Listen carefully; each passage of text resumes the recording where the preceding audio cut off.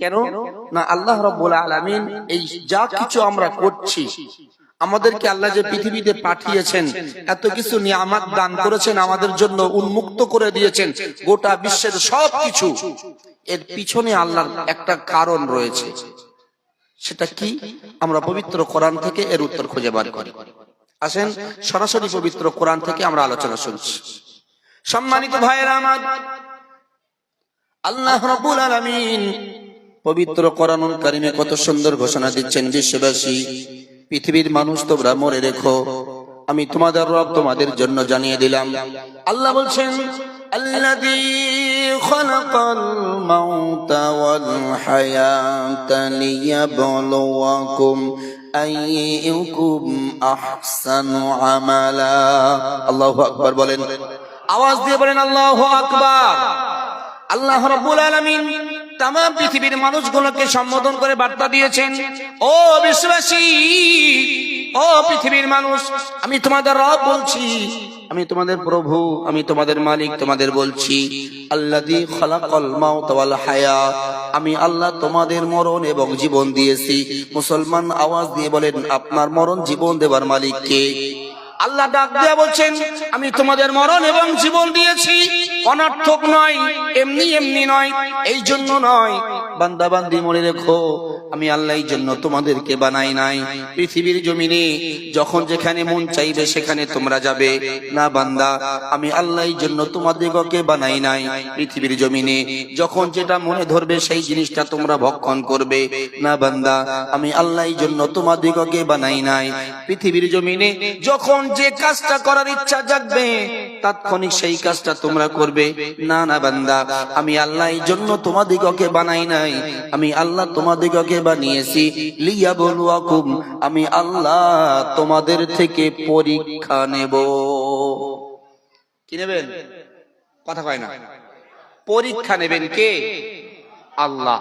আপনাকে আমাকে বানিয়েছেন, এত কিছু নিয়ামত আমার আপনার জন্য উন্মুক্ত করেছেন শুধুমাত্র পরীক্ষা নেওয়ার জন্য।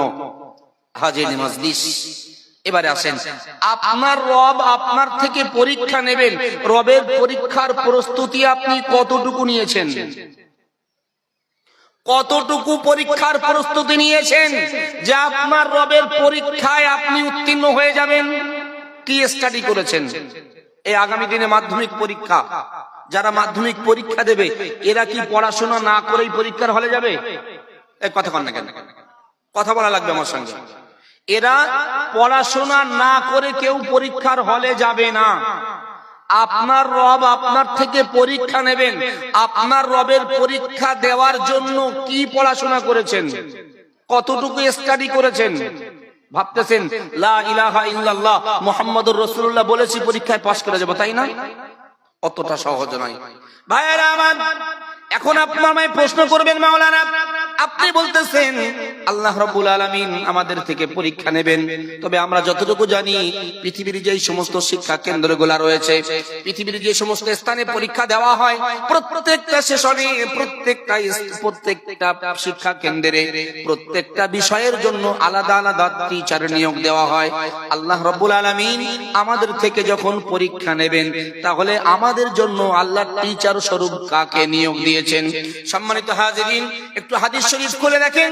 আল্লাহর নবী মুহাম্মদুর রাসূলুল্লাহ সাল্লাল্লাহু আলাইহি ওয়াসাল্লাম, নবী আমার ১৫০০ বছর পূর্বে সোনার জবানি হাদিসের মধ্যে জানিয়ে গিয়েছেন, ক্বালান নবী সাল্লাল্লাহু আলাইহি ওয়াসাল্লাম ইন্নামা বুইসতু মুআল্লিমান আও কামা ক্বালা আলাইহিস সালাতু ওয়াসসালাম।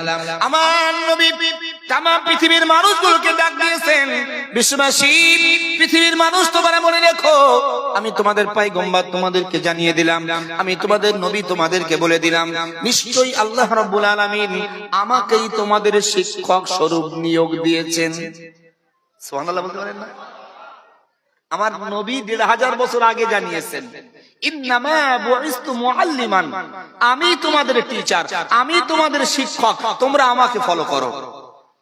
কিন্তু দুঃখের বিষয়, আজকের গোটা বিশ্বব্যাপী কোটি কোটি মুসলমান রয়েছে, স্বয়ং রাসূলুল্লাহ যাদেরকে উদ্দেশ্য করে বলে গেলেন, আমি তোমাদের টিচার, আমরা নাম মুসলমান কিন্তু আমার রাসূলকে টিচার হিসাবে মান্যতা দিতে পারি না, মান্যতা দিতে পারি না।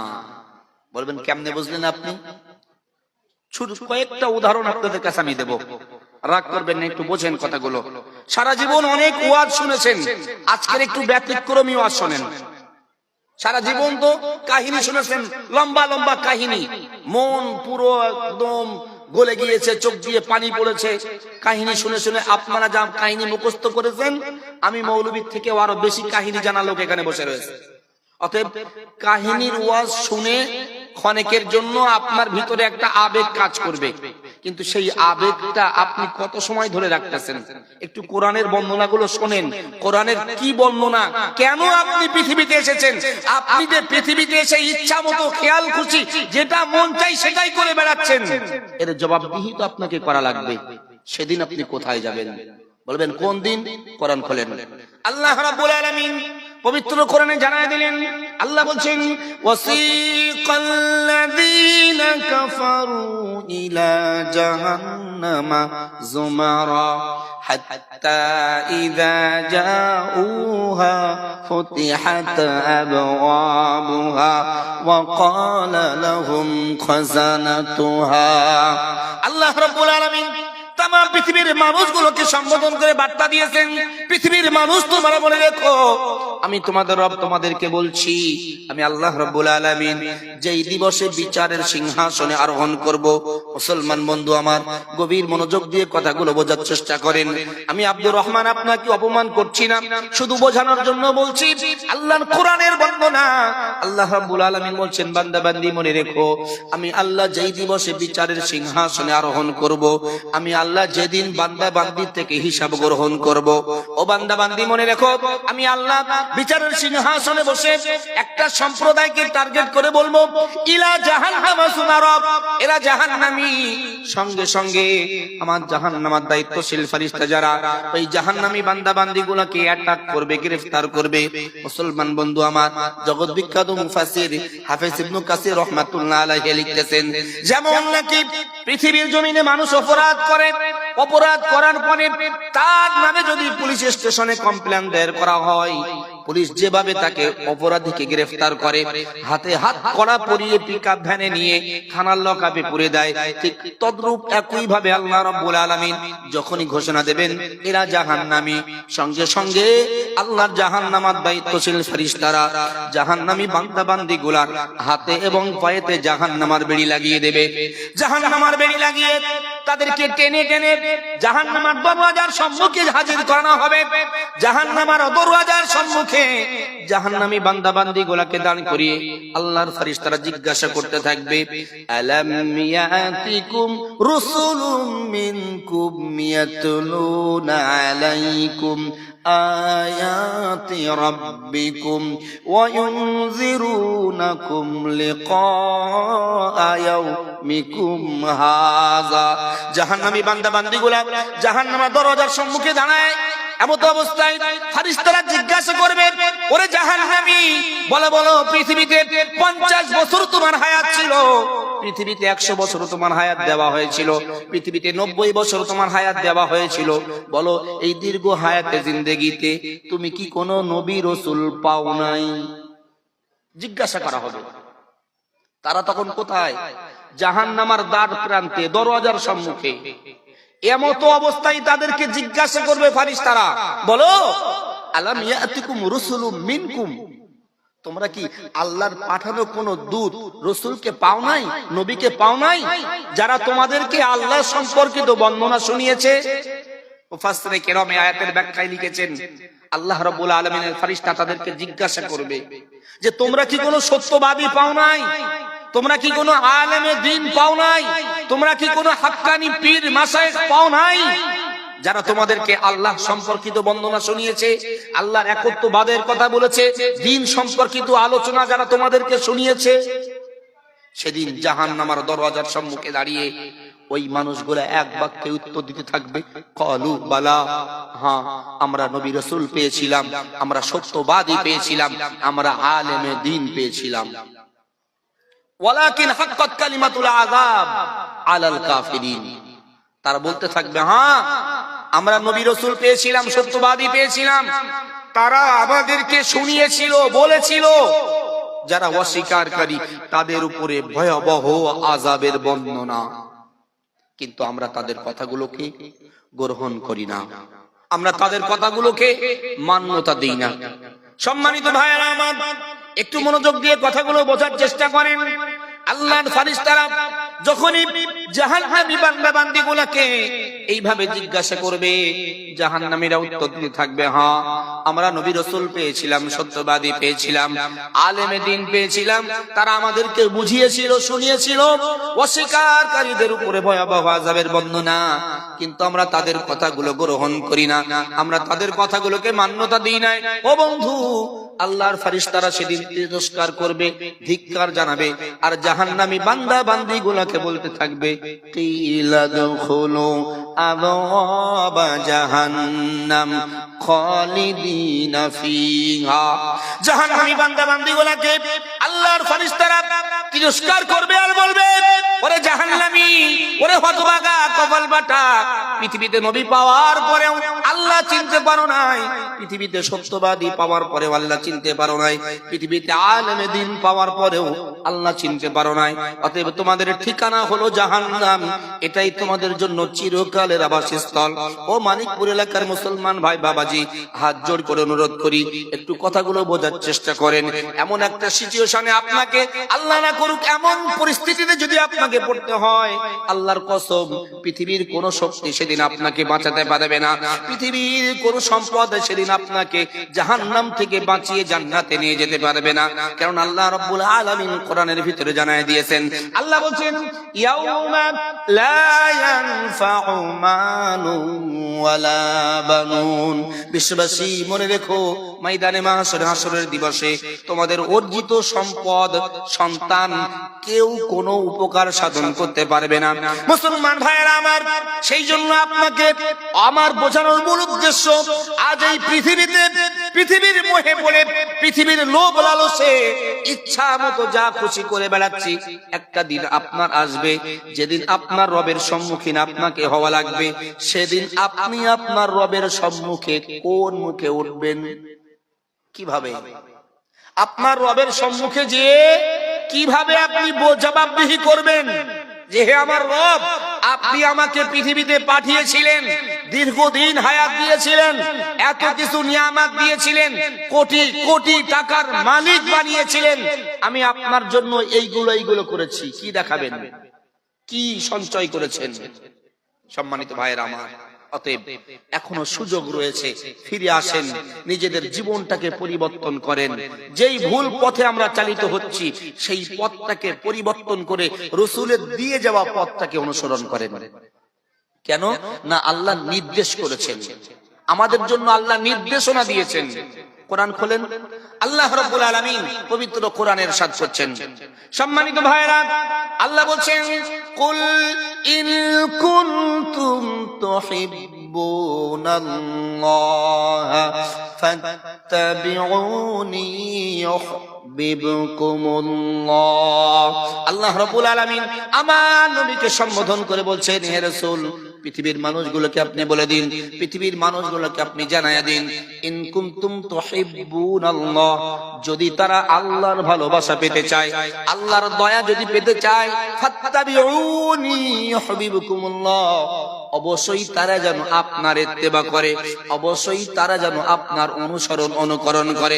মুসলমান বন্ধু আমার, দুঃখ লাগে আজকের আমার সমাজে হাজারো লক্ষ কোটি মুসলমান রয়েছে যারা নিজেদেরকে মুসলমান দাবি করে, অথচ তাদের ভিতরে আমার রাসূলের আদর্শ বিন্দু মাত্র নাই। মুসলমান আমি, অথচ আমার ভিতরে নবীর আদর্শ নাই। কিভাবে আমি মুসলমান হলাম ভাই?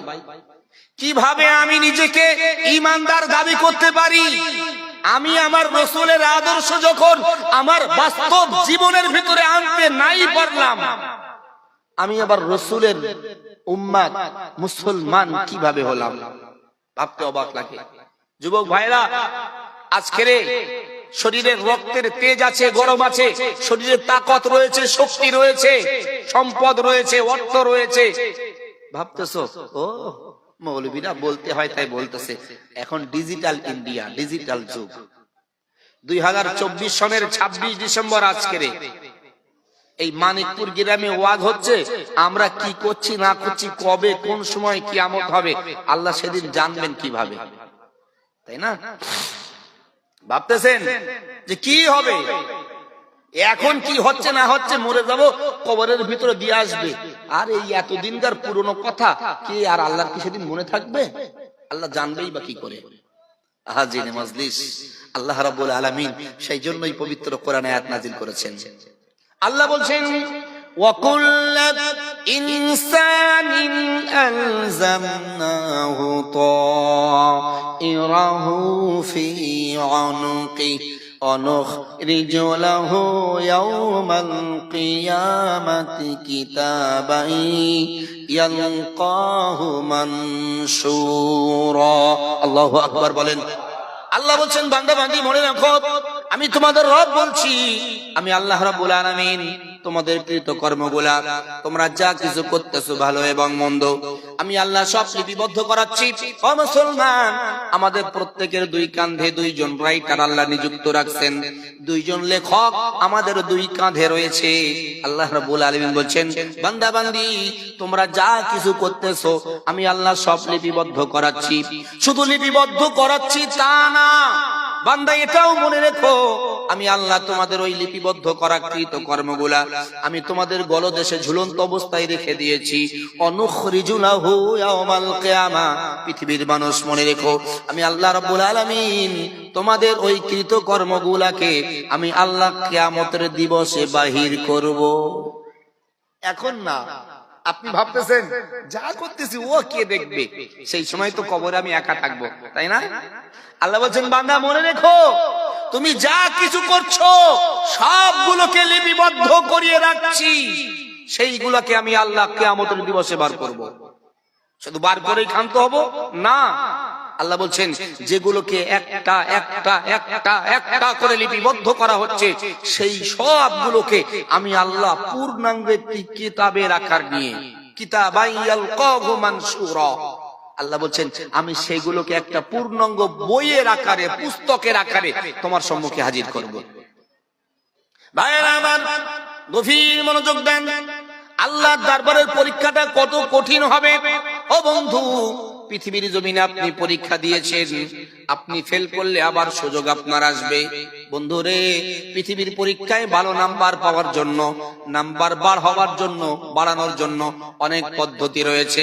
পৃথিবীর পরীক্ষায় আপনি যদি আপনার নাম্বার বাড়াতে চান, আপনার বাবার যদি টাকা থাকে, পরীক্ষার উত্তরপত্রে না লিখেও নাম্বার পাওয়া যায়। যায় কি যায় না? কথা কয় না, যায় কি যায় না?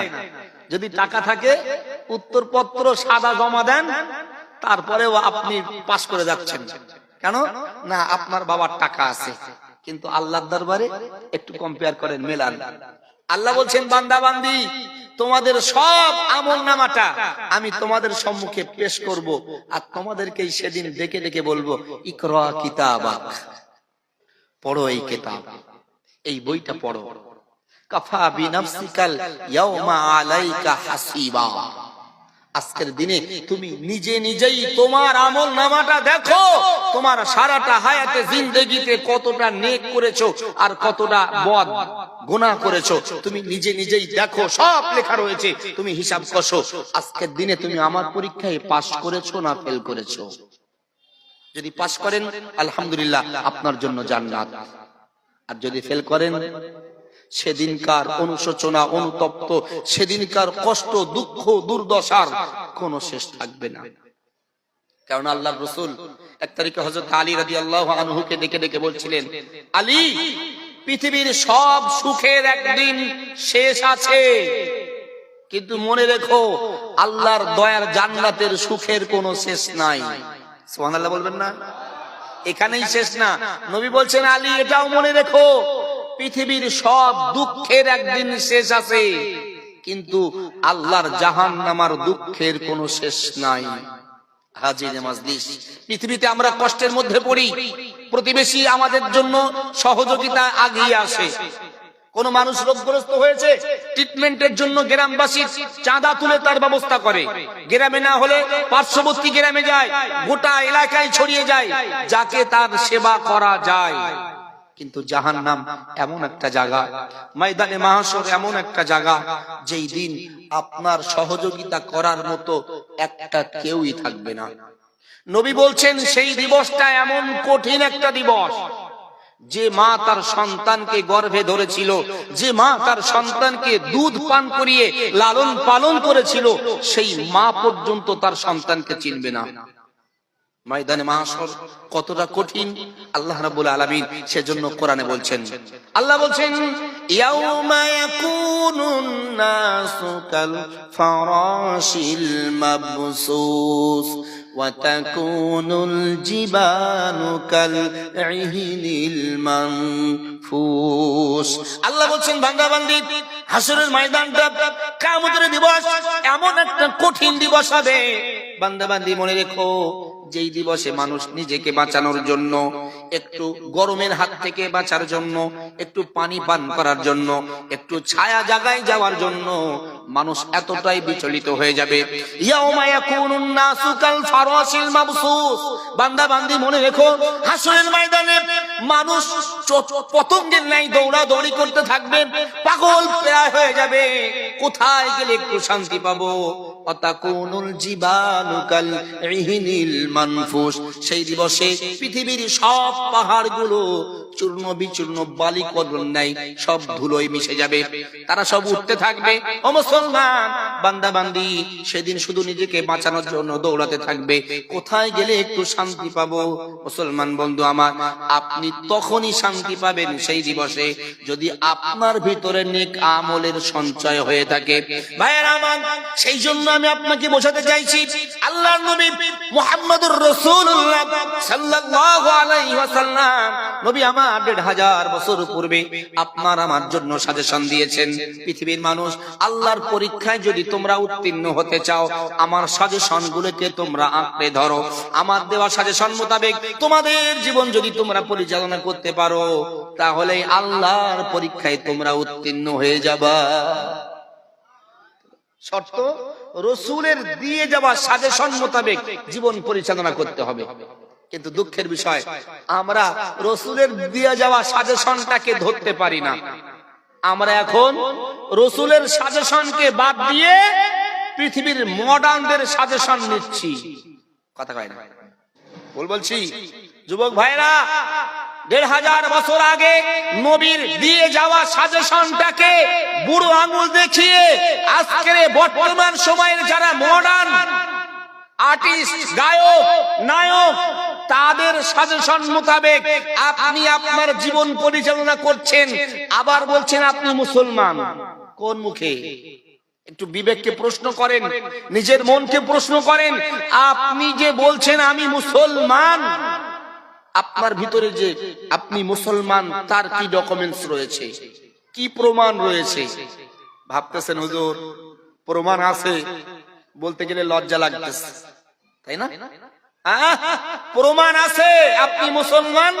আপনি হয়তো এতটুকু বলতে পারেন, বড় জোর হুজুর আমি তো মুসলমান, আমি যখন জন্মেছিলাম পুরুষ হিসাবে আমার বাবা, আমার আত্মীয়, দাদা, কাকা, ভাই, বড়রা, তারা আমার জন্মের ৩ বছর ৪ বছরের মাথায় আমার শরীরের গুপ্ত অঙ্গের একটু চামড়া কেটে দিয়েছিল, আমাকে খাতনা দিয়েছিল মুসলমান, সেটাই তো তার চিহ্নিতকরণ। আপনি কি ভাবতেছেন ওটাই মুসলমান পরিচয় দেওয়ার জন্য যথেষ্ট? কথা কয় না? আপনি ভাবতেছেন আমি তো কেজি কেজি গরুর গোশত খাই, আমি মুসলমান, মুসলমানরাই তো গরুর গোশত খায়। প্রতি কুরবানিতে গরু কুরবানি করে 1 কেজি 2 কেজি গোশত এক জায়গায় বসে খেয়ে ফেলি, আমি মুসলমান না তো আবার কি? হাজিরে মাজলিস, এর নাম মুসলমান না। এখন বলবেন মুসলমান কে? পবিত্র কোরআনে আল্লাহ বিশদ বর্ণনা দিয়েছেন। আল্লাহ রাব্বুল আলামিন সেই জন্যই ঘোষণা দিলেন, আল্লাহ বলেন ইন্নামাল মুমিনুনা আল্লাযীনা ইযা যুকিরাল্লাহু ওয়াজিলাত কুলুবুহুম ওয়া ইযা তুলিয়াত আলাইহিম আয়াতুহু যাদাতুহুম ঈমানা ওয়া আলা রাব্বিহিম ইয়াতাওয়াক্কালুন। আল্লাহ রাব্বুল আলামিন তামাম জগৎবাসীকে সম্বোধন করে বলছেন, ও জগতের মানুষ, আমি আল্লাহ আমার দরবারে প্রকৃত মুমিন তো তারা, ঈমানওয়ালা তারা, মুত্তাকি তারা, নিশ্চয়ই আমি আল্লাহর দরবারে তারাই হবে মুমিন। আল্লাযীনা ইযা যুকিরাল্লাহ, যখন তারা আমি আল্লাহর স্মরণ করবে, আমি আল্লাহর গুণগান গাইবে, ওয়াজিলাত কুলুবুহুম, অটোমেটিক তাদের অন্তরে আমার ভয় পয়দা হয়ে যাবে। সম্মানিত ভাইরা, মুফাসসিরে কিরাম আয়াতের ব্যাখ্যায় লিখেছেন, একজন পূর্ণাঙ্গ ঈমানওয়ালা সে যখন কোন অন্যায় পথের দিকে পা বাড়াবে, অন্যায় কাজের দিকে অগ্রসর হবে, অটোমেটিক তার হৃদয়, তার অন্তর বলে দেবে, না এই কাজটা তুমি করো না, এই কাজটার বিনিময়ে তোমাকে জাহান্নামে যাওয়া লাগতে পারে, এই কাজের কারণে তোমাকে আল্লাহর দরবারে আসামি হিসাবে দাঁড়ানো লাগতে পারে, অতএব এই কাজটা তোমার করা যাবে না। বন্ধুরে, যখনই কোনো মানুষের অন্তরে এমন ভয় আসবে, তখনই সেই মানুষটা পূর্ণাঙ্গ ঈমানদার বলে গণ্য হবে। এই ভয় আমাদের অন্তরে কি আছে? কথা বলে আছে? হুজুর কি ওয়াজ করতেছেন, ভয় নেই মানে? আমাদের অন্তরে যদি ভয় না থাকতো তাহলে কি আর মদের আড্ডায় যেয়ে বসতাম? নাউজুবিল্লাহ। কথা বলেন না কেন? আমি জানি এখন খারাপ লাগবে কথাগুলো শুনতে, যে মৌলবী এখন বড় বড় কথা বলতেছে। আপনি নিজেকে মুসলমান দাবি করার পরেও কোন হিসাবে গাঁজার আড্ডায় বসতে পারেন? একজন মুসলমান তো কখনো কোনোদিনে গাঁজার আসরে বসতে পারে না। আপনি মুসলমান পরিচয় দিতেছেন, কোন হিসাবে আপনি জুয়ার আড্ডায় বসতেছেন? আপনি নিজেকে মুসলমান পরিচয় দিতেছেন, একটা বারও আপনার বিবেকে বাঁধতেছে না যে আমি মুসলমান, আমি আল্লাহকে রব স্বীকার করেছি? ভাইরা আমার, আমি জানি আমার কথা এখন আপনাদের দুঃখ লাগবে, কষ্ট হবে, রাগ হবে, তবে মনে রাখবেন আজকের দিনের এই কথাটা সেই দিন মনে পড়বে যেদিন আপনার রবের সম্মুখীন আপনাকে হওয়া লাগবে। আপনার ইচ্ছা মতো যা খুশি তাই করে বেড়াচ্ছেন, ভাবতেছেন পৃথিবীর কেউ কিছু দেখতেছে না, বলতেছে না, যা ইচ্ছা তাই করি। মনে রাখবেন আল্লাহ রাব্বুল আলামিন যেদিন আপনাকে ধরবেন, সেদিন আপনার থেকে বাঁচা, আপনাকে আল্লাহর দরবার থেকে অপরাধ থেকে বেঁচে আসার মতন কোন রকমের ক্ষমতা থাকবে না। সম্মানিত ভাইরা আমার, গভীর মনোযোগ দেন। বলতে বলতে অনেক দূর আগায় নিতেছি। ও মুসলমান বন্ধু, আল্লাহ রাব্বুল আলামিন বর্ণনা দিচ্ছেন, আমার দরবারে প্রকৃত মুমিন হবে তারা যারা সর্ব অবস্থায় আমার স্মরণের সঙ্গে সঙ্গে অন্তরের ভিতরে আমার ভয় পয়দা করে। 2 নম্বরে আল্লাহ বলছেন, ওয়া ইযা তুলিয়াত আলাইহিম আয়াতুহু যাদাতুহুম ঈমানা। ঈমানওয়ালা তো তারা, ঈমানদার মুত্তাকি তারা যারা আমি আল্লাহ আমার আয়াতগুলো পাঠ করার সাথে সাথে আমি আল্লাহর প্রতি বিশ্বাস বাড়িয়ে দিবে। সুবহানাল্লাহ বলবেন না? আপনারা কি ওয়াজ বুঝতেছেন? আমার ভাষা কি বুঝতেছেন? যদি বুঝতে পারেন তাহলে কথা বলা লাগবে, ওই চুপ মেরে বসে থাকলেও হতো না। আমাদের দিকে ওয়াজ সাধারণত একটু ভিন্ন হয়, আর আমি একটু ভিন্ন ওয়াজ করি। আপনাদের নেক দোয়ায় আমি বেশিরভাগ সময় বাইরে থাকি, বাংলাদেশ, আসাম, ত্রিপুরা, মিজোরাম, মেঘালয়, মণিপুর, এইসব জায়গায় আমার বেশি প্রোগ্রাম। গতকালকেই আমি আসাম থেকে ফিরেছি। সেই সমস্ত জায়গায় যে সমস্ত স্টেজ করি, আপনাদের দোয়ায় মানুষ সেখানে শুধু কোরআন শুনতে চায়। ওই কাহিনী ঘটনা এগুলো ঠিক মানুষ পছন্দনীয় না, যার জন্য সামান্য জ্ঞান, বাচ্চা ছেলে, বিশাল বড় আলেমও না, ক্ষুদ্র জ্ঞানে যতটুকু পারি চেষ্টা করি মানুষকে বোঝানোর, একটু বোঝার চেষ্টা করেন। আল্লাহ বলছেন, ঈমানওয়ালা তারা যারা আমার আয়াত তেলাওয়াতের সাথে সাথে যাদাতুহুম ঈমানা, আমার প্রতি বিশ্বাস বাড়াবে, তারাই ঈমানওয়ালা। কিন্তু দুঃখ লাগে আমার সমাজে এমনও কিছু নামধারী মুসলমান আছে, এদের কোরআন শুনলেও গা জ্বালা করে। হুজুররা সব সময় বলে কোরআন কোরআন কোরআন, কোরআনের কথা। কোরআন কি এই যুগের, কোরআন সে যুগের। কোরআন নিয়ে এখন কিছু করা যাবে না, এখন এ যুগের যা তাই করতে হবে। সম্মানিত হাজিরিন, মনে রাখবেন কোরআন এমন একটা কিতাব, এই কোরআন কোনোদিন ওল্ড হয়নি, বুড়ো হয় না। কোরআন সর্বসময় জুয়ান, সর্বসময় জুয়ান। কোরআনের আবার বুড়োর কি আছে?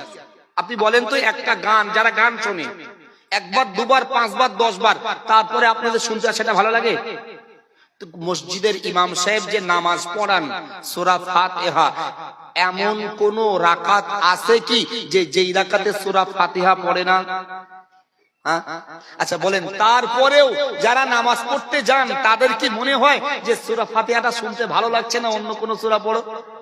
মনে হয়? তাহলে কোরআন এমন একটা জিনিস, যত শুনবেন ততই মজা লাগবে। এর নাম হলো ঈমানওয়ালা। আর যারা কোরআন থেকে বিচ্ছিন্ন হয়ে যাবে, কোরআন শুনলে যাদের মন মস্তিষ্ক ঠিক থাকবে না, এরা ঈমানওয়ালা হতে পারে না, এরা কখনো ঈমানদার হতে পারবে না। আগে আপনাকে ঈমানদার হতে গেলে কোরআনের প্রতি ভালোবাসা আনা লাগবে। সম্মানিত হাজিরিন, 3 নম্বরে আল্লাহ রাব্বুল আলামিন বলছেন ওয়া আলা রাব্বিহিম ইয়াতাওয়াক্কালুন। বিশ্ববাসী মনে রেখো, ঈমানওয়ালা হবে তারা যারা আমি আল্লাহর প্রতি সর্ব অবস্থায় তাওয়াক্কাল করবে, আমি আল্লাহর প্রতি যারা ভরসা করবে। মুসলমান, ও মানিকপুরের মুসলমানেরা, আমি আপনাদের হাত জোর করে বলতেছি, ভুল ব্যাখ্যা নিয়ে বাড়ি যাবেন না, বোঝার চেষ্টা করেন। আল্লাহ রাব্বুল আলামিন বলছেন ঈমানওয়ালা তারা যারা আমি আল্লাহর প্রতি ভরসা করে। বন্ধুরে, এই মজলিসে এত মানুষ আমরা বসে রয়েছি, একটু বুকে হাত দিয়ে নিজের বিবেককে প্রশ্ন করেন, সত্যই কি আল্লাহর উপরে ভরসা করে চলতেছেন? চলতেছেন? কথা কয় না হুজুর। হ্যাঁ, ভরসা করি না মানে আল্লাহর উপরেই তো ভরসা করতেছি। ও ভাই, যদি আপনি আল্লাহর উপরে ভরসা করেই থাকেন, তাহলে বউরে দিয়ে গ্রুপ লোন, বন্ধনের লোন নিচ্ছেন কেন? কথা কয় না হুজুর।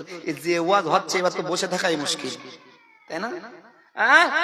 আল্লাহ বলছেন ওয়া আলা রাব্বিহিম ইয়াতাওয়াক্কালুন। ঈমানওয়ালা তো সে যে সর্ব অবস্থায় আমার উপরে তাওয়াক্কুল করবে।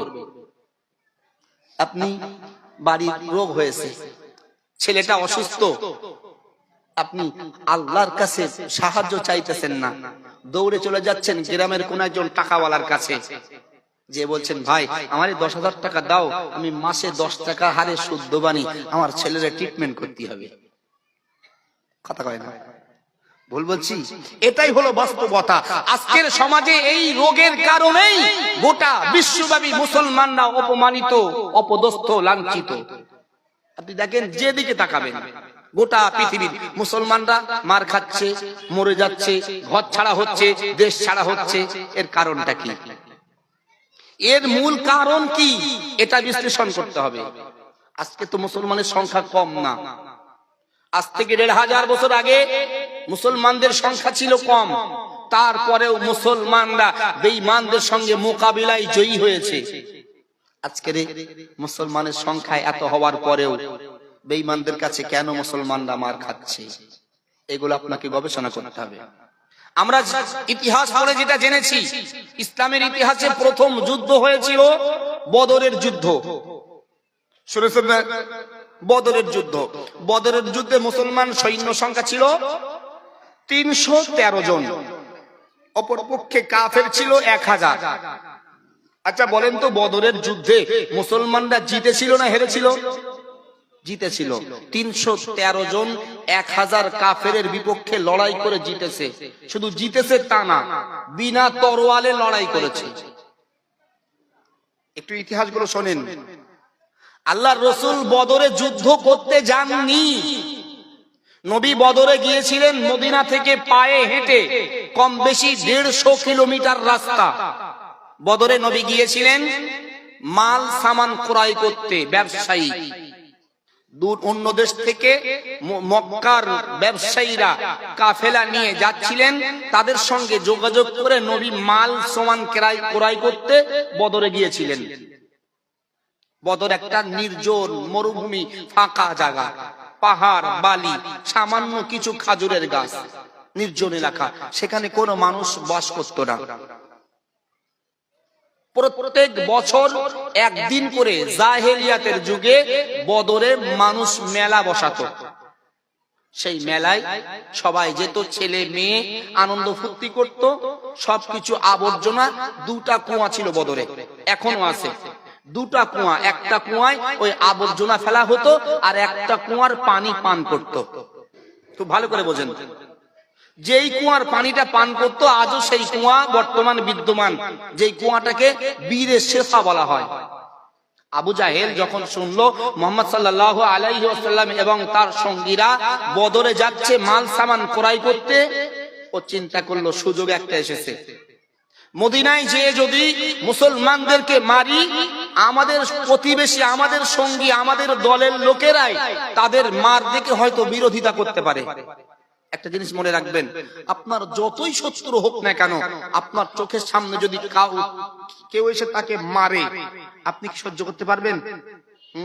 যদি আপনি লড়াই নাও করেন, অন্তত মুখেও বলবেন এই এভাবে মারাটা উচিত হচ্ছে না। আবু জাহেল দেখলো মদিনায় যে মারলে প্রতিবেশীরা আমাদের উপরে চড়াও হতে পারে, সুযোগ যখন এসেছে বদরে সবাই আসতেছে, তাহলে বদরটাকেই বেছে নেই, কারণ বদরে কোনো মানুষ নাই, নির্জন এলাকা। সেই মতো বদরটাকে ঘেরাও করে ফেললো। আল্লাহ রসুল সঙ্গীদেরকে নিয়ে বদরে হাজির। দীর্ঘ রাস্তা অতিক্রম করার পর স্বাভাবিকভাবে পানি পিপাসা লাগবে কি লাগবে না? একটু বোঝেন, এই যে এতটা রাস্তা হেঁটে গিয়েছে, তখন তো আর কোনো গাড়ি ছিল না, পায়ে হাঁটা, পাহাড়, উঁচু নিচু রাস্তা, বালুময় রাস্তা, সেখান দিয়ে হেঁটে হেঁটে বদরে পৌঁছেছে। পানি পান করবেন, বেঈমান আবু জাহেল সেই কুয়ার ভিতরে বিষ মিশ্রিত করে দিয়েছে। আল্লাহ রসুল পানি পান করতে যাবেন, সাহাবারা সঙ্গে রয়েছেন। একজন এসে বললেন, হে আল্লাহ রসুল, আপনি এই পানি পান করবেন না। কেন? না এই পানিতে আবু জাহেল বিষ মিশ্রিত করে দিয়েছে। নবী আমার আল্লাহর কাছে দোয়া করেছিলেন, আল্লাহর কুদরতি ক্ষমতায় সেই বিষ মিশ্রিত পানিটাকে আল্লাহ শেফায় পরিণত করেছেন। বলেন সুবহানাল্লাহ। যার জন্য সেই কুয়াটাকে বলা হয় বীরে শেফা। বদরে লড়াই করে যে সমস্ত সাহাবারা ইনজোর হয়েছিলেন, রক্তাক্ত হয়েছিলেন, ওই পানি পান করেছেন, পানি দিয়ে গোসল করেছেন, পুনরায় আগের মতো সবল সুস্থ হয়েছিলেন।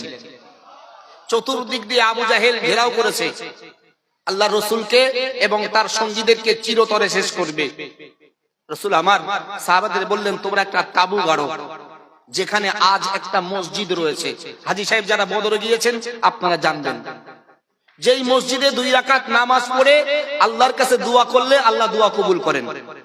নবী সেই জায়গাটাই তাবু গেড়ে নামাজ পড়ে আল্লাহর কাছে দোয়া করেছিলেন, আল্লাহ আজকের এই বদরে আমরা সামান্য সংখ্যক মুসলমান যারা আপনাকে রব স্বীকার করেছি, বেঈমানরা যেভাবে আমাদেরকে ঘেরাও করেছে, আজকের যদি আমরা পরাজয় বরণ করি, হয়তো আপনাকে আল্লাহ বলে ডাকার মতো কেউ থাকবে না। অতএব আজকে আপনি আমাদেরকে জয় দেন। আল্লাহ দোয়া কবুল করেছেন। বদরে মুসলমানদের জয় হয়েছে। কিভাবে? তারা তো লড়াই করতে যায়নি, লড়াই করতে গেলে তো তরোয়াল নিবে, ঢাল নিবে। লড়াই করতে যাওয়ার জন্য তো তারা যায়নি, তারা গিয়েছে মাল সামান ক্রয় করতে। নবী আমার সাহাবাদেরকে ডেকে ডেকে বলছেন, সাহাবারা শোনো, আজকের দিনে অন্যায়ের বিরুদ্ধে আমরা রুখে দাঁড়াবো, তারা আমাদেরকে আঘাত করবে, আমরা প্রতিহত করব, কিন্তু আমাদের কাছে তরোয়াল নাই, ঢাল নাই। সাহাবারা তোমরা কি দেখছো ওই খাজুরের গাছগুলো? ওই খাজুরের গাছের ডাল আজকে তোমাদের জন্য তরোয়াল, ওই খাজুরের গাছের ডাল আজকে তোমাদের জন্য ঢাল। যাও, বেরিয়ে যাও, আল্লাহ নিশ্চয়ই বিজয় আমাদের দেবেন। বলেন সুবহানাল্লাহ। কিসের কারণে? কিসের জোরে? তাদের ভিতরে ঈমানটা স্ট্রং ছিল, মজবুত ছিল, তাদের ঈমানি শক্তি অনেক বেশি ছিল।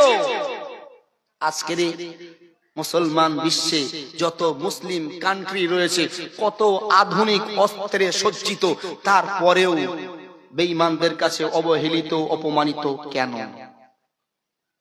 এইটা আপনার ভালো করে মগজে ঢোকানো লাগবে। সেই জন্যই আল্লাহ বলছেন, ঈমানওয়ালা হবে তারা যারা সর্ব অবস্থায় আমার উপরে ভরসা করে চলবে তারা। কিন্তু দুঃখের বিষয়, আমরা মুসলমান হওয়ার পরেও আমরা আল্লাহর উপরে ভরসা করতে পারছি না। আমরা আল্লাহর উপরে ভরসা করা বাদ দিয়ে অন্য অন্য শক্তির কাছে মাথা নত করে তাদের কাছে যে আমরা ভরসা চাচ্ছি যে তোমরাই ছাড়া আমার আর কোনো উপায় নাই। কিন্তু আপনি কি জানেন আপনার রব কতটাই আপনার জন্য উন্মুক্ত করেছেন তার রহমত। আল্লাহ রাব্বুল আলামিন পবিত্র কোরআনে জানায় দিলেন, আল্লাহ বলছেন ওয়ামা মিন দাব্বাতিন ফিল আরদি ইল্লা আলাল্লাহি রিজকুহা। আল্লাহ রাব্বুল আলামিন तमाम পৃথিবীর মানুষগুলোকে সম্বোধন করে বলছেন, পৃথিবীর মানুষ মনে রেখো, আমি আল্লাহ রাব্বুল আলামিন জমিন এবং আসমানে যত মাখলুক রয়েছে, যাদের ক্ষুধা লাগে, যাদের খাবারের প্রয়োজন হয়, ও বান্দা বান্দি, আমি আল্লাহ রাব্বুল আলামিন প্রত্যেকের খাবারের দায়িত্ব আমি আল্লাহ আমার কুদরতি হাতে গ্রহণ করে নিয়েছি। একটু আওয়াজ দিয়ে বলেন সুবহানাল্লাহ। মুসলমান, আপনার রব যখন আপনার খাবারের দায়িত্ব নিয়েছেন, তারপরেও আপনি কেন আপনার বাড়ির খাবারের জন্য পরের কাছে যে ভিক্ষা চাইতেছেন, সুদের টাকা নিতেছেন, বন্ধনের লোন নিতেছেন? না বন্ধু, আপনি যদি আপনার রবের সন্তুষ্টি অর্জন করতে পারেন, নিশ্চয়ই আপনার রব আপনার জন্য হালাল রুজির ব্যবস্থা করবে। জগৎ বিখ্যাত মুফাসসির আল্লামা জালালউদ্দিন সুয়ুতী রাহমাতুল্লাহ আলাইহি এই আয়াতের ব্যাখ্যায় আল্লাহ নবীর সাহাবা হযরত আবু মুসা আশআরী সম্পর্কে বিশদ বর্ণনা দিয়েছেন।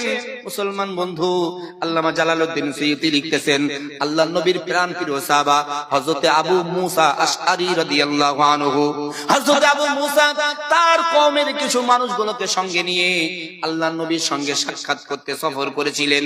হযরত আবু মুসা তার সঙ্গীদেরকে নিয়ে দীর্ঘ রাস্তা অতিক্রম করার সময় তাদের কাছে যা কিছু টাকা পয়সা, তাদের কাছে যতগুলো খাবার মজুদ ছিল সব শেষ হয়েছে। আর কোনো খাবার নাই, কোনো টাকা নাই, কিছুই নাই। কোন ক্রমে তারা মদিনায় এসে পৌঁছে গিয়েছে।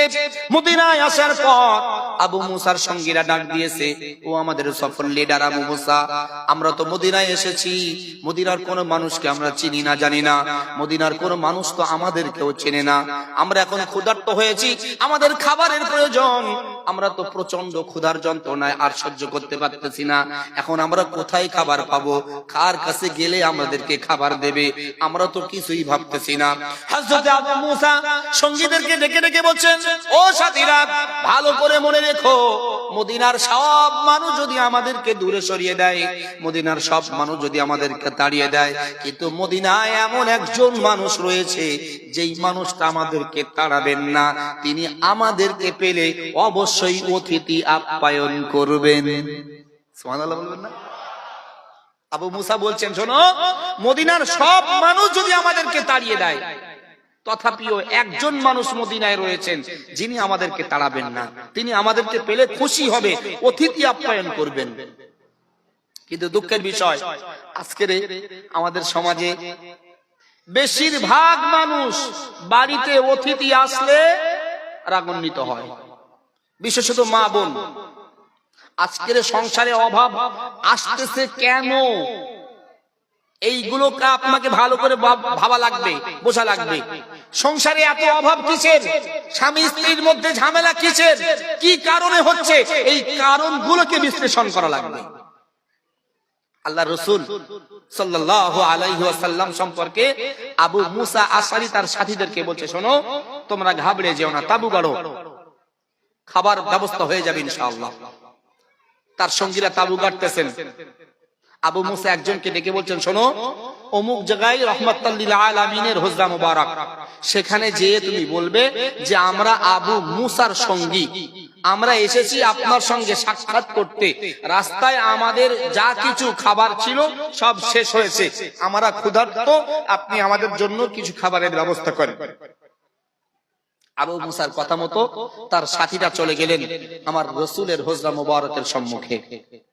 সম্মানিত ভাইয়েরা আমার, জগৎ বিখ্যাত মুফাসসির আল্লামা জালালউদ্দিন সুয়ুতী লিখতেছেন, আবু মুসার পাঠানো সঙ্গী রাহমাতাল লিল আলামিনের হুজরা মুবারকের সম্মুখীন হয়ে গেলেন। যে দেখছেন আমার নবী পবিত্র কোরআনুল কারীম পাঠ করতেছেন, তার জবান দিয়ে তেলাওয়াত হচ্ছে, ওয়া মা মিন দাব্বাতিন ফিল আরদি ইল্লা আলাল্লাহি রিজকুহা। আল্লাহু আকবার। হযরত আবু মুসার সঙ্গীরা তাজ্জব বেড়ে গেলেন, নবীর কাছে এসেছি, আবু মুসা আমাকে পাঠিয়েছেন রাহমাতাল লিল আলামিনের কাছ থেকে খাবার চাওয়ার জন্য। এখন এসে শুনছি দয়ার নবী যে আয়াত পাঠ করেছেন, যার বাংলা অর্থ হলো জমিন আসমানে সবকিছু মখলুকের খাবারের দায়িত্ব আল্লাহর হাতে। এখন তিনি চিন্তা করতেছেন, আমি যখন এই আয়াত নিজে কানে শুনেছি, আল্লাহর রাসূল বলছেন আল্লাহর পাঠানো কালাম থেকে এই আয়াত আমি শুনেছি, প্রত্যেকের খাবারের দায়িত্ব যখন আল্লাহর কাছে, অতএব নবীর কাছে খাবার চাওয়াটা আমার বোকামো হবে। মুসলমান ভাইয়েরা আমার, আবু মুসার পাঠানো সেই সঙ্গীটা মনে মনে চিন্তা করলো না, আমি নবীর কাছে খাবার চাইবো না। আল্লাহ যখন প্রত্যেকের খাবারের দায়িত্ব নিয়েছেন, নবীর কাছে আমি খাবার চাইবো না। সেখান থেকে তিনি ফিরে চলে আসলেন, মনে মনে আল্লাহর প্রতি ভরসা করলেন যে আল্লাহ যখন দায়িত্ব নিয়েছেন, নিশ্চয়ই আমাদের খাবারের ব্যবস্থা আল্লাহ রাব্বুল আলামিন করে দিবেন। সম্মানিত হাজিরিন, আবু মুসার সঙ্গীটা তাঁবুর সম্মুখীন হয়ে গেল। সাথীরা জিজ্ঞাসা করতেছে, বলো বলো রাহমাতাল লিল আলামিন কি বলেছেন? সেই মানুষটা একটু নিজের বুদ্ধির পরিচয় দিয়ে তাদেরকে সান্ত্বনা দিতে লাগলেন, একটু ধৈর্য ধরো, অতি সত্বর আমাদের খাবারের ব্যবস্থা হয়ে যাবে। আবু মুসা আশারী বর্ণনা দিচ্ছেন, আল্লামা জালালউদ্দিন সুয়ুতী লিখেছেন, আবু মুসা এবং তার সঙ্গীরা তাঁবুর ভিতরে অবস্থান করতেছিলেন। কিছু সময় পর কারা যেন বাহির থেকে আওয়াজ দিতেছে, ও আবু মুসা, তোমাদের খাবার চলে এসেছে। তারা বাহিরে আসে, তাকায় দেখছে দুইজন মানুষ খাঞ্চা ভর্তি খাবার নিয়ে দাঁড়িয়ে। আবু মুসা আশারী সেই খাঞ্চার খাবার সব সাথীদেরকে নিয়ে তাঁবুর ভিতরে ভক্ষণ করলেন। আবু মুসা বলছেন, এত সুন্দর সুস্বাদু খাবার আমি ইতিপূর্বে আর কোনোদিন পাই নাই। তারা সবাই মিলে খাবার খেয়েছে, এত সুন্দর খাবার, সব পেট ভর্তি করে প্রত্যেকেই খাবার খাওয়ার পরেও তারা দেখছে খাঞ্চায় অবশিষ্ট কিছু খাবার রয়ে গিয়েছে। আবু মুসা ডাক দিয়ে বলছেন, ও সাথীরা, আমরা যেমন রাসূলের সঙ্গে দেখা করতে আসতেছি, এরকম তামাম পৃথিবীর থেকে কত মানুষ প্রত্যেকদিন নবীর সঙ্গে দিদার করতে আসতেছে। অনেক মানুষ ক্ষুধার্ত মদিনায় আসে, এই সুন্দর খাবারগুলোকে ফেলে না দিয়ে এক কাজ করো, পুনরায় নবীর দরবারে নিয়ে যাও। যে বলবে আল্লাহর নবী, আপনি যে খাবার দিয়েছিলেন আমরা খেয়েছি, এটা আমাদের কাছে উদ্বৃত্ত হয়েছে, তাই আপনার কাছে ফিরিয়ে এনেছি, অন্য কোন ক্ষুধার্ত ব্যক্তিকে খাবারগুলো দেবেন। আবু মুসার কথা মতো আবারও দুইজন তার সঙ্গী খাঞ্চা নিয়ে নবীর দরবারে হাজির। আসসালামু আলাইকা ইয়া রাসূলুল্লাহ, আসসালামু আলাইকা ইয়া হাবিবাল্লাহ। নবী গো, আপনি যেই খাবার আমাদেরকে দিয়েছিলেন আমরা পর্যাপ্ত পরিমাণে ভক্ষণ করেছি, অবশিষ্ট খাবারটা আপনার কাছে নিয়ে এসেছি অন্য কোন ক্ষুধার্ত ব্যক্তিকে দেওয়ার জন্য। নবী বললেন, ও সাহাবারা, তোমরা কে আমার কাছ থেকে খাবার চাইতে এসেছিলেন? কখন কে এসেছিল? তারা বলে, নবী গো, আমরা আবু মুসার সঙ্গে আপনার সঙ্গে দিদার করতে এসেছি। আবু মুসা আমাদের সফর লিডার, তিনি আমাদের মধ্য থেকে একজনকে আপনার কাছে পাঠিয়েছিলেন, সে এসে যাওয়ার কিছু সময় পর আপনার এই খাবারটা আমাদের কাছে পাঠিয়েছিলেন। নবী বললেন, যে এসেছিল তাকে ডাক দাও। সঙ্গে সঙ্গে তাকে ডাকা হলো। আমার নবী ডেকে বলছেন, ও সাহাবা, তুমি কখন আমার কাছে খাবার চাইতে এসেছিলে? সাহাবা ডাক দিয়ে কয়, ইয়া রাসূলুল্লাহ, ইয়া হাবিবাল্লাহ, নবী গো, আমার সফল লিডার আবু মুসা আপনার কাছে আমাকে পাঠিয়েছিলেন আর আপনার থেকে খাবার চাইতে নির্দেশ দিয়েছিলেন।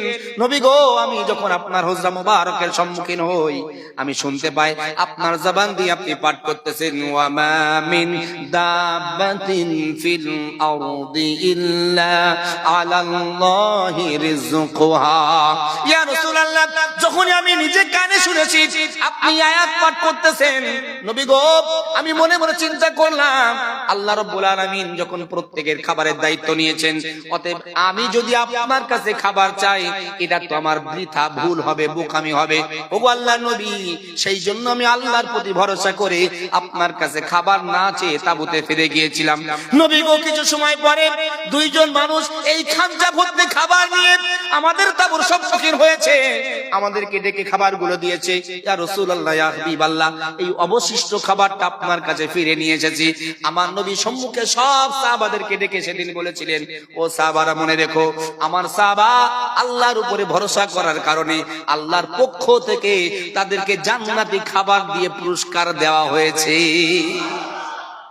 হাজিরে মাজলিস, আর আজকে আমরা মুসলমান, ঘরেতে খাবার নাই, ভাত নাই, চাল নাই, বাজার নাই, দৌড়ে চলে যাচ্ছি সুদের টাকা নিতে। একটা বারের জন্য এতটুকু আল্লাহর উপরে ভরসা করে বিশ্বাস করে আমরা আল্লাহর কাছে সাহায্য চাইতে পারতেছি না। দুনিয়ার মানুষের কাছে গিয়ে কত রকমের ভাবে টাকা নিতেছি।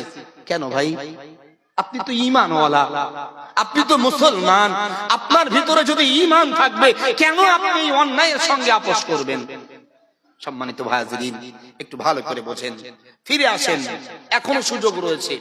আজকের কেন মুসলমানরা এতটাই অপমানিত হচ্ছে, এর মূল কারণ আমার ক্ষুদ্র জ্ঞানে যতটুকু গবেষণা করে পেরেছি যে আমরা মুসলমান নামে কাজে না। মুসলমান বটে, কিন্তু আমাদের ভিতরে মুসলমানিত্বটা নাই, আমাদের ঈমানটা আমরা মজবুত করতে পারছি না, যার কারণেই আমরা সর্ব জায়গায় অপমানিত। হাজির মজলিস, আজকে ফিরে দেখেন গোটা এলাকা ব্যাপী আমরা কতটা জঘন্য অপরাধের সঙ্গে নিজেদেরকে মিলিয়ে চলছি। প্রত্যেকটা পদে পদে মসজিদের মুয়াজ্জিন ডাকতেছে হাইয়া আলাস সালাহ, এসো নামাজের জন্য, মুসলমান সেখানে নাই। বাজারে, চায়ের দোকানে, সেখানে মসজিদে আযান হচ্ছে, মুসলমান সেখান থেকে সরছে না, কিন্তু মসজিদে যাওয়ার কথা মুসলমানের নাই। আবার বলছে আমি মুসলমান।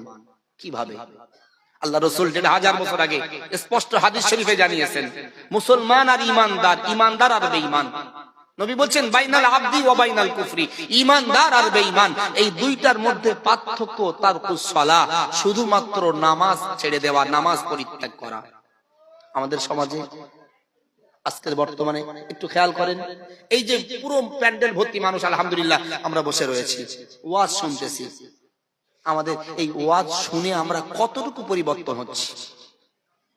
ওয়াজ তো শুনতে এসেছি, আত্মীয় স্বজন তারা সব দাওয়াত করেছেন, এসেছে ওয়াজ শুনতে, আলহামদুলিল্লাহ ওয়াজ শুনছেন, কিন্তু ইসলামী মূল যে ভিত্তিগুলো, ইসলামী কানুনগুলো, আপনি যে মুসলমান ঈমানওয়ালা, এই ঈমানওয়ালা হতে গেলে আপনার করণীয় যে কাজ, সেগুলোর থেকে কেন আপনি পিছিয়ে রয়েছেন? কেন আপনি সেগুলোর থেকে দূরে সরে আসতেছেন? সম্মানিত হাজিরিন, একটু খেয়াল করেন, নিজেদেরকে সংশোধন করিয়ে নেন, দেখবেন আল্লাহ চাইলে সর্বদিক দিয়ে বিজয় আসবে ইনশাআল্লাহ, সর্বদিক দিয়ে বিজয় আসবে। আর যদি বলেন এভাবেই চলবো, আজকের সিরিয়া, আজকের ফিলিস্তিন, লেবানন, যেভাবে মুসলমানদেরকে শেষ করা হচ্ছে, বেশি দেরি নেই আপনাকেও শেষ করবে। কথা বুঝতেছেন না? যেভাবে গাজায় মুসলমানদেরকে শেষ করা হচ্ছে, ফিলিস্তিনি মুসলমানদেরকে হত্যা করা হচ্ছে, লেবাননে মুসলমানদেরকে হত্যা করা হচ্ছে, সিরিয়ায় মুসলমানদেরকে হত্যা করা হচ্ছে, আপনি ভাববেন না আপনার দিকে তারা চুমু খাবে না, সুযোগ পেলে আপনাকেও তারা ছাড়বে না, সেই সুযোগের অপেক্ষায় রয়েছে। বেশি দূর যাওয়া লাগবে না, উত্তরপ্রদেশ মসজিদের ভিতরে মুসল্লিদেরকে গুলি করে করে হত্যা করা হয়েছে। আপনার এখানে আসবে না তার কোনো গ্যারান্টি নাই, অতএব আপনাকে শক্তিশালী হতে হবে। এখন বলবেন মৌলবী তাহলে কি আমাদেরকে বোম বানতে হবে? না, ইসলাম এই শিক্ষা দেননি, এই শিক্ষা ইসলাম দেয়নি। বোম বানতে ইসলাম বলেনি, বন্দুক চালনা করতে ইসলাম বলেনি। শুধু আপনাকে এটাই বলছি, আপনি ঈমানওয়ালা হন, ঈমান তাজা করেন, ঈমান মজবুত করেন। বেঈমানদের বুলেটের গুলি আপনার বক্ষ ছেদন করতে পারবে না। আপনাকে দরকার ঈমানওয়ালা হওয়া, ঈমানটাকে মজবুত করা। আর ঈমান মজবুত করলে তারা আপনার দিকে চোখ তুলে তাকানো তো দূরের কথা, আপনার দিকে ফেরার কোন রকমের স্কোপই পাবে না। ইতিহাস এটাই বলছে, ইসলামের ইতিহাস খুঁজে দেখেন, ঘেটে দেখেন, এটাই তার প্রমাণ। যুগে যুগে নবী আলাইহিস সালামরা এসেছেন, তাদেরকেও অনেক বাধার সম্মুখীন হতে হয়েছে, কিন্তু তাদের বিজয় এসেছে এইভাবেই। স্বয়ং আল্লাহর রাসূল কম কষ্টের সম্মুখীন হয়েছেন। রাসূলকে কত গালি দেওয়া হয়েছে, রাসূলকে এক ঘরে করে দেওয়া হয়েছে, রাসূল নিজের জন্মভূমি ছাড়তে বাধ্য হয়েছেন অত্যাচারে। যদিও আল্লাহর অর্ডার পেয়ে, আল্লাহর বিনা অর্ডারে আমার রাসূল একটা কদম ওঠাননি, কেন কোরআনের সেই কথা। আল্লাহ রাসূল যা কিছু বলেছেন, যা কিছু করেছেন, সব আল্লাহর হুকুমেই। আল্লাহ বলছেন ইন হুয়া ইল্লা ওয়াহয়ুন ইউহা, নবী যা বলেন সব আমার ওহী, আমি যেটা বলতে বলি সেটাই রাসূল বলেছেন। অতএব রাসূলুল্লাহর কার্যাবলী যা কিছু সব আল্লাহর কথা মতো, আল্লাহর অর্ডার মতোই হয়েছে। হাজিরে মজলিস, তারাও কিন্তু আমার রাসূলকে সত্যবাদী উপাধি দিয়েছেন। কারা? যারাই নবীকে গালি দিয়েছে, যারাই নবীকে পাগল বলেছে, যারাই নবীকে আঘাত করতে চেয়েছে, তারাই বলেছে মুহাম্মদ সত্যবাদী, মুহাম্মদ আমানতদার। কিন্তু সেই মুহাম্মদ সাল্লাল্লাহু আলাইহি ওয়াসাল্লামের অনুসারী আপনি হওয়ার পরেও আপনাকে কেন গালিগালাজ করবে, কেন আপনার দিকে আঙুল তুলবে? এটা ভাবতে হবে, নিশ্চয়ই আপনার ভিতরে ত্রুটি আছে। কথা বুঝতেছেন না? আল্লাহর রাসূলকে আপনি যদি সত্যকারের অর্থে টিচার মেনে নেন, তাহলে আপনি আপনার জীবদ্দশায় ইসলাম বিরোধী কোন কার্যকলাপে লিপ্ত হতে পারেন না। আমরা মুখে বলছি নবীকে মানি, নবীকে মানি, নবী আমাদের টিচার, নবী আমাদের ধর্মগুরু, কিন্তু কাজে রাসূলুল্লাহর প্রত্যেকটা কার্যাবলীকেই আমরা সব ছেড়ে দিয়ে নিজেদের ইচ্ছা মতো মডার্নদেরকে অনুসরণ করে চলছি। আবার বলছি আমরা জান্নাতি। সম্মানিত ভাইরা আমার, বলতে বলতে অনেকটাই আগায় নিতেছি। ও মুসলমান বন্ধু, যেই কথা আপনাদেরকে বলতেছিলাম, আজকের আমাদের সমাজের ভিতরে আমাদের বাড়িতে কেন অশান্তি লেগে আসে?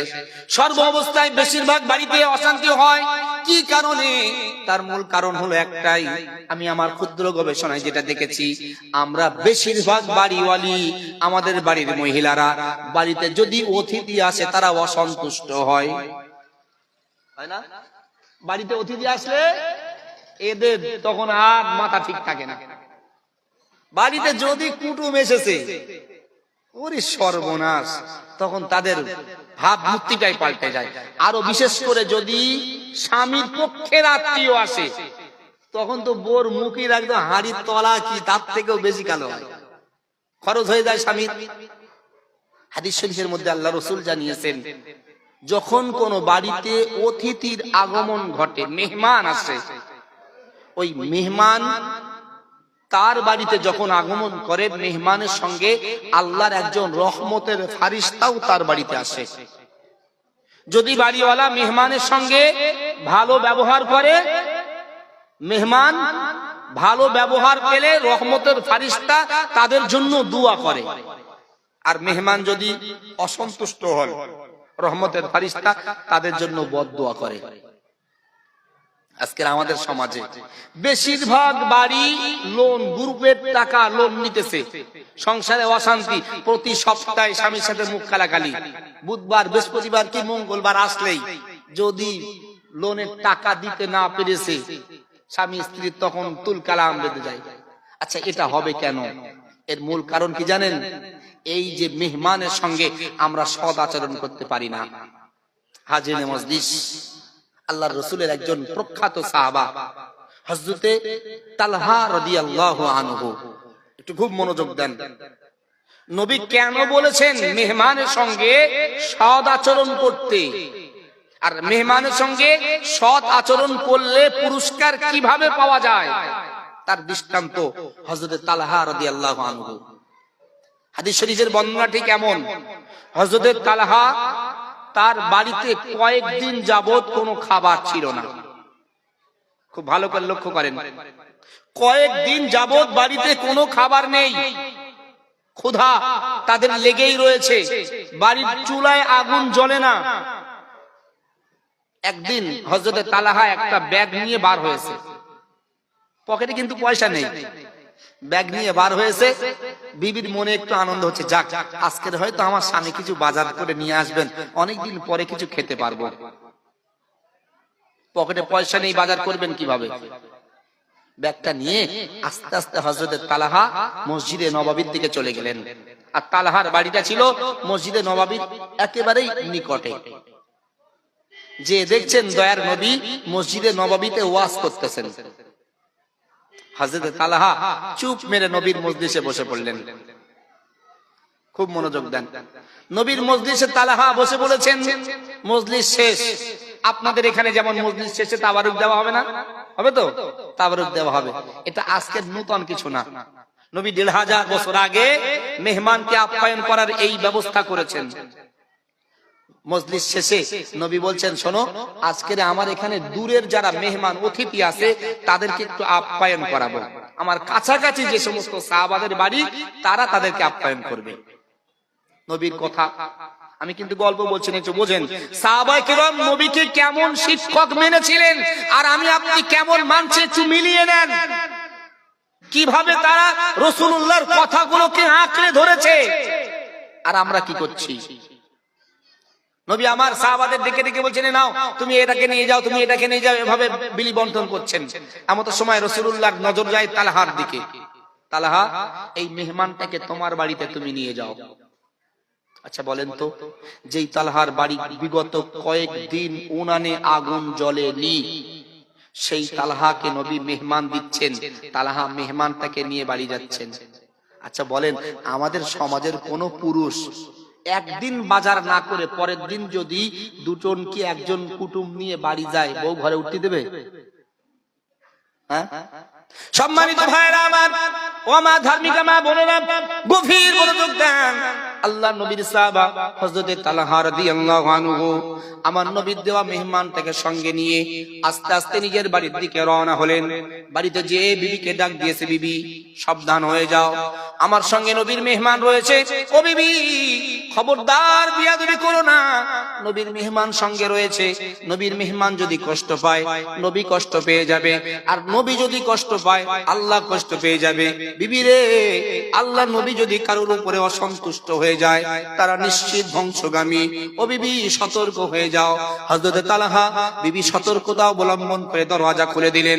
মেহমানটাকে ঘরের ভিতরে বসিয়ে তালহা বিবির কাছে চলে গেলেন। বিবি, বলো বলো, বাড়ি থেকে কিছু খাবার আছে, নবী মেহমান দিয়েছেন, নবীর মেহমানকে আপ্যায়ন করা লাগবে। মুসলমান বন্ধু আমার, একটু মনোযোগ দিয়ে কথাগুলো বুঝে নেন। হযরত তালহা যে কয়েকদিন বাজার করতে পারে নাই, যাদের বাড়ি খাবার ছিল না, নিজেরা না খেয়ে ক্ষুধার্ত রয়েছে, বিবির কাছে যে বলছে, বিবি বলো বলো, বাড়ি থেকে কিছু খাবার আছে। ও মুসলমান ঘরের মায়েরা, আজকের এইরকম সিচুয়েশন যদি আপনার জন্য হতো, আপনি কি করতেন?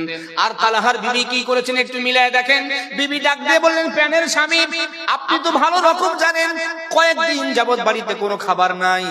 আজকে যখন ব্যাগ নিয়ে বার হয়েছিলেন, মনে বড়ই আশা জেগেছিল, হয়তো কিছু বাজার আজকে আপনি নিয়ে আসবেন, অনেকদিন পর কিছু খাবার খাবো।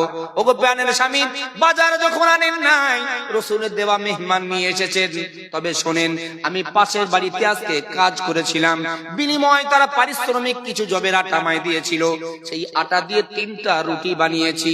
স্বামী গো, মনে বড় ইচ্ছা ছিল এই 3টা রুটি আপনি একটা, আমি একটা, আমাদের কলিজার টুকরা সন্তান একটা, 3 জন 3টা রুটি ভক্ষণ করব।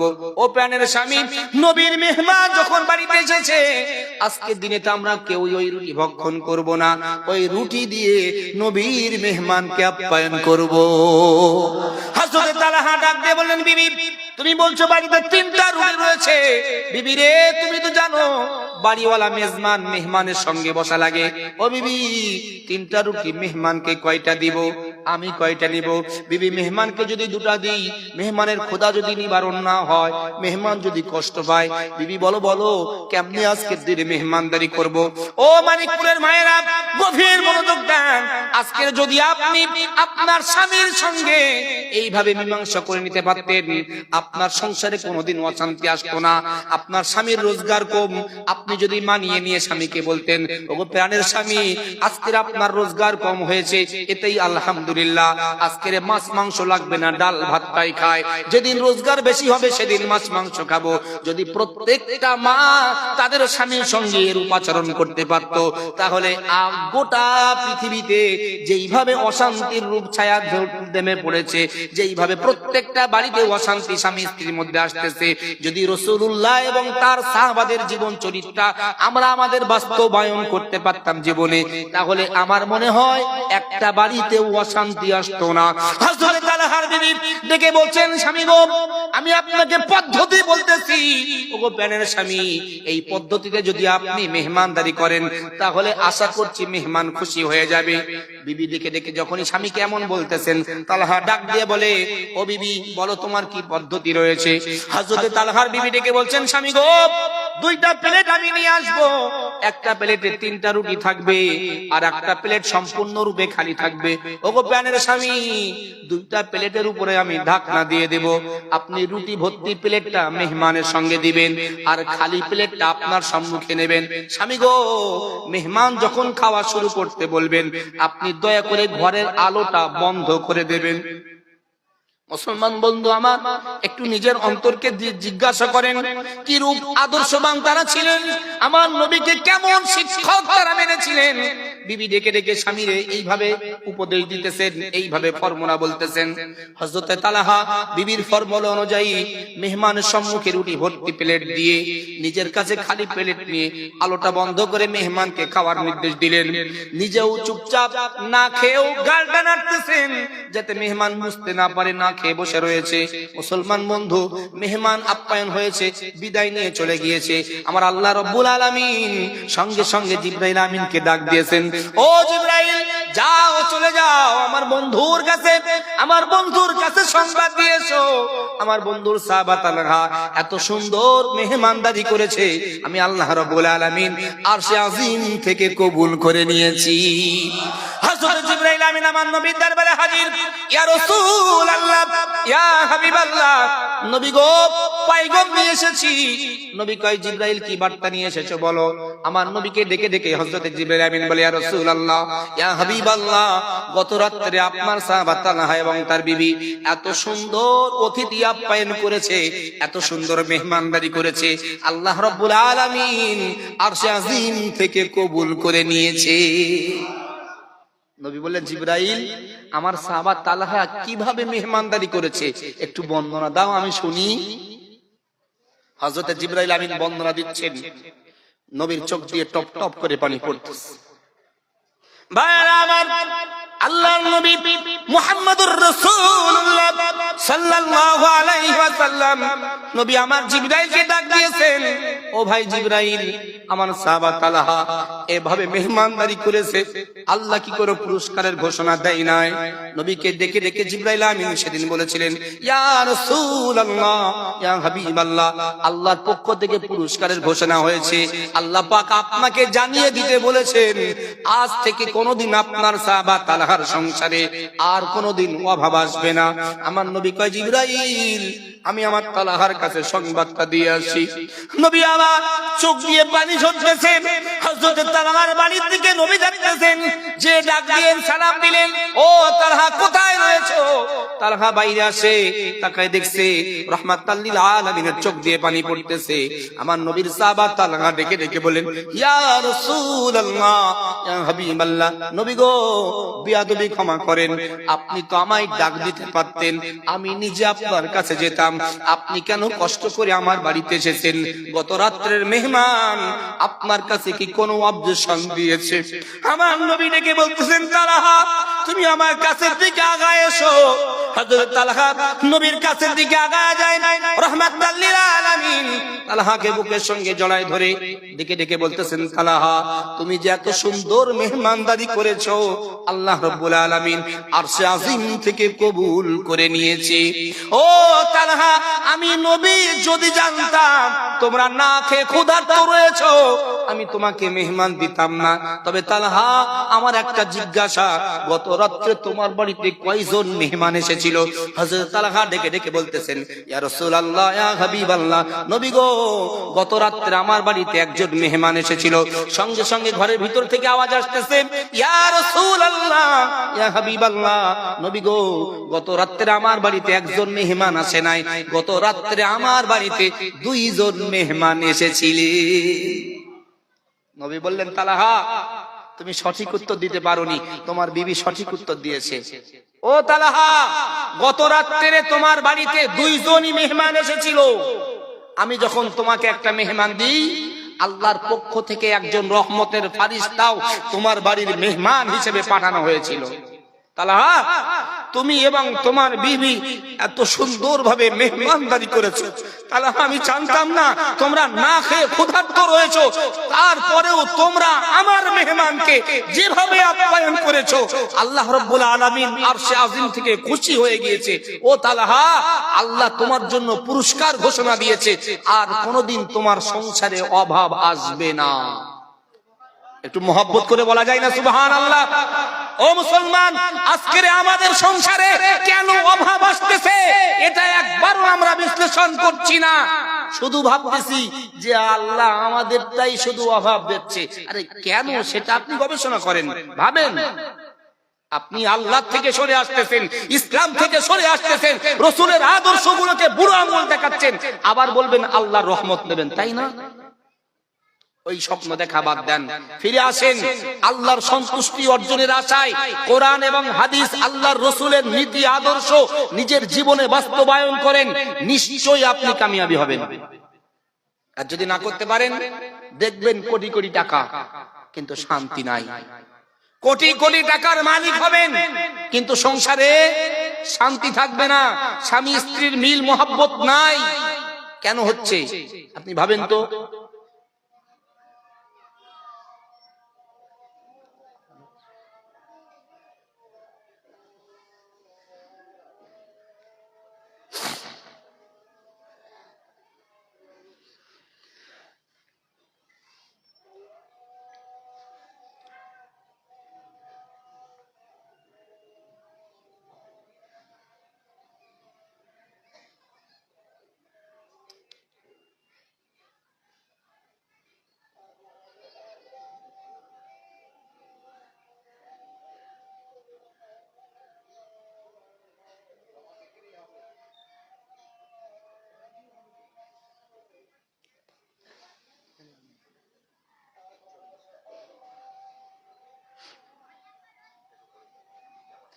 এখানে জোহরের নামাজের জামাত হবে, আমরা এদিকে সেদিকে না যাই, এখানে বসেন, আজানও হবে, জামাত হবে ইনশাআল্লাহ।